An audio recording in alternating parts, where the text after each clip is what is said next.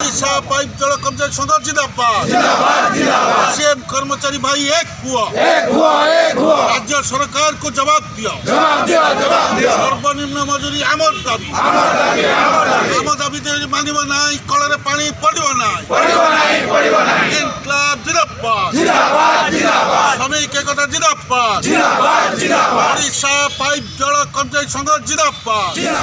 ओडिशा सरकार समस्त जनसाधारण को विशुद्ध पानीय जल जोगाइबा पई बद्धपरिकर बोली घोषणा करथिबा बेले ठिका अस्थायी और एसीएम कर्मचारी मानक समस्या को सरकार कर्णपात करुनाहांती।